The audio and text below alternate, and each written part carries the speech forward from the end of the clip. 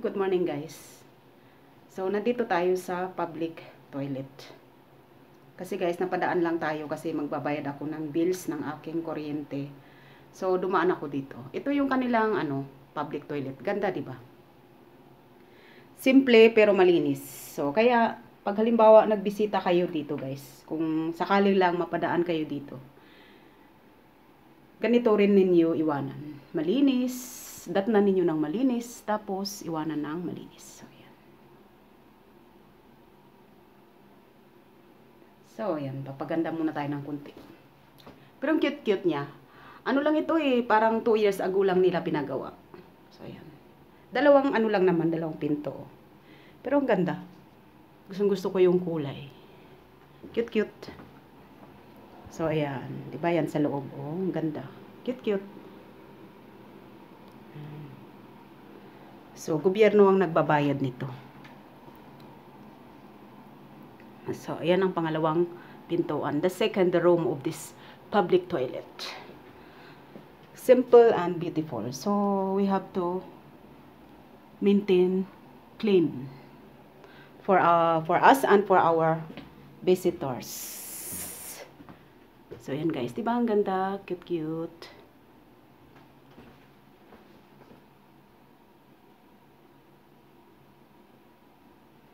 So, yan ang isang lababo at ang pangalawang lababo.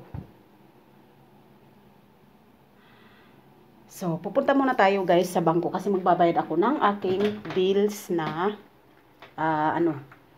sa kuryente.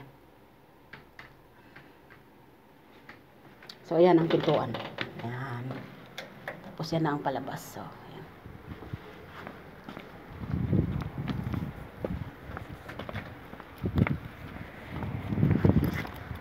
So, nandito na tayo guys sa labas.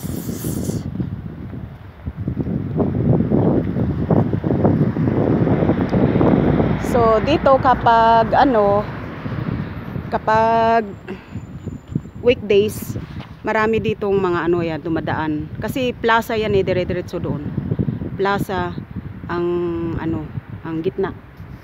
So, ngayon naman is hindi ako tagal sa pag-vlog kasi mamaya magwo-walking pa kami kasi ang ganda-ganda ng araw. So ayan guys, yan. So dito ang karamihan na pinapasyalan ng mga tao kasi nandito na lahat, bangko, pamilihan, yan. So yun bukas. So dito tayo sa bangko guys kasi ko.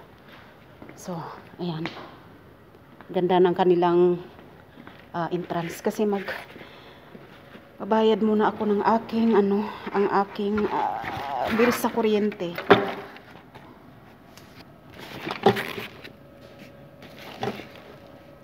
Kasi kung hindi ako magbabayad baka meron akong baka ano ba tawag dito, na penalty ako. So kailangan, parang hindi ko yata dito dala.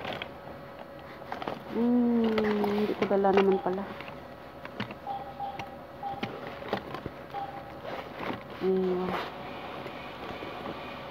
Wala dito.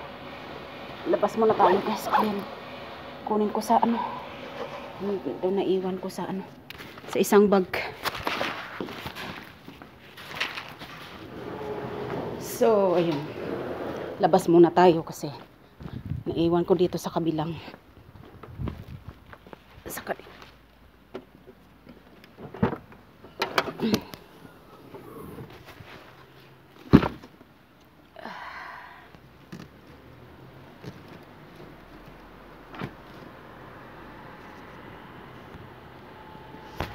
iwan ko dito sa isang kabilang bag.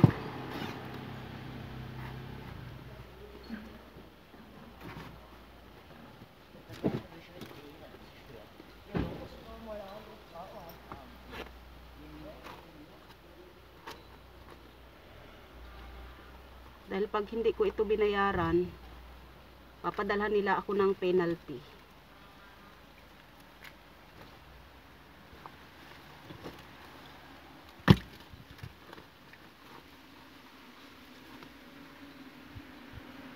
Tapos ang penalty, babayaran ko pa ng extra.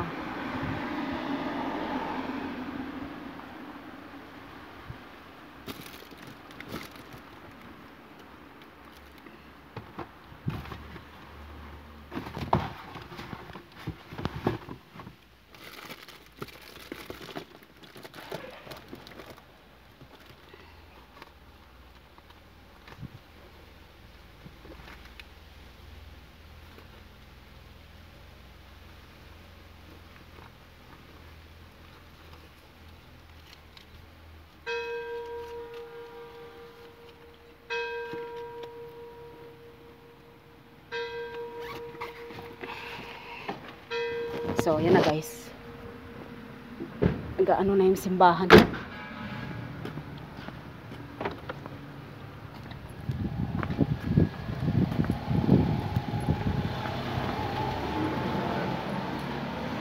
So, balik tayo ulit dito sa loob kasi. So, ayan.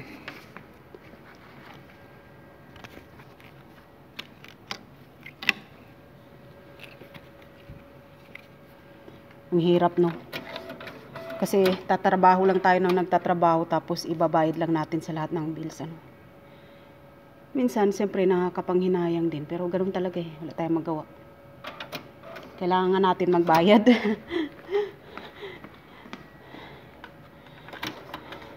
Pero mo pag sahuran na, excited tayo kasi siyempre sahod na, no? Tapos biglang babayad mo na lang lahat, matitira na lang pamalingki.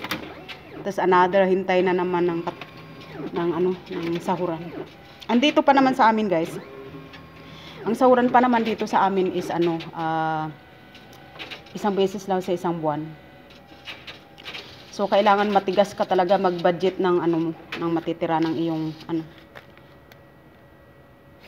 ng iyong sahod kasi kung hindi laging kulang.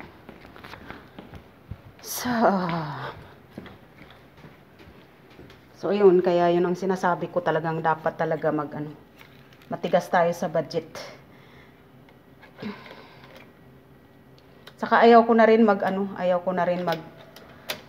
mangutang kasi sabi nga ng kaibigan ko sabi niya, kung hindi mo sasanayin ang ang sarili mo sa sa tipid, hindi ka masasanay ka ng masasanay sa utang.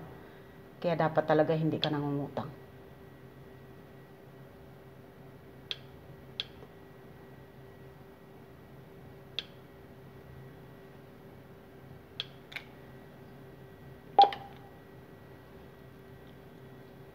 So yan guys, yun lang ang payo ko na masanay tayo sa masanay talaga tayo sa hindi hiram, para masanay tayo magtipid. So kaya pag may mga damit ako na gusto ko talagang bilhin, talagang pinag-iipunan ko siya 3 buwan bago ko bilhin para sigurado na hindi ako manghiram. Kasi yun yung dati talaga hindi ako nanghiram. Kung nanghiram lang ako kasi dati may pinapaaral ako mga kapatid ko, talagang nanghihiram ako. Pero ngayon na wala, yung pamangkin ko na lang yan, inaalalayan ko siya hanggang sa makatapos. Pero malapit na lang din, malapit-lapit na din siya makatapos itong December na. Kasi pag natapos na yun, so ayun, yung anak ko na lang, kasi mag-aaral yung anak ko dito ng gusto ng anak ko mag-aaral siya ng nurse. So yun na lang ang yung pag-iipunan ko. Tapos yung bunso ko naman 9 years old pa lang naman, so tagal-tagal pa mag-ipon kahit piso-piso kada sahod. So bago naman yun is makaipon na ako. Tapos yung mga dyan sa mga lahat ng mga umutang sa akin at lahat ng may utang sa akin, magbayad na kayo guys, kasi kagaya ngayon kailangan ng anak ko sa pamasahe niya, pabalik-balik sa kanyang training, kasi nagte-training yung anak ko sa military. So kailangan magbayad kayo sa akin. Lahat ng mga nangutang sa akin guys, yung talagang utang na alam nyo na kung sino kayo na umutang sa akin, dapat ibalik nyo yung pera. Kasi yun ang yun ang pang-usapan natin, na magbayad kayo, mag-utang kayo. Bayad kayo kada sahod nyo. 300 pesos. Matatapos din yan. Ganun talaga, kasi ganun din ginagawa ko. Lahat ng mga inutangan ko, inuunti-unti ko talaga ng bayad hanggang sa natapos. So dapat ganun din ang gawin niyo. Dapat magbayad kayo sa utang. Kasi dapat talaga na magbayad kayo. Para alam na ninyo na ang pera is hindi naman basta-basta pinupulot. At mas masarap ang pakiramdam kung nagbabayad kayo sa utang. Maniwala kayo. So yun guys, maraming salamat sa inyo. Thank you so much sa mga nagsusuporta sa aking small channel. Thank you guys. Have a nice day.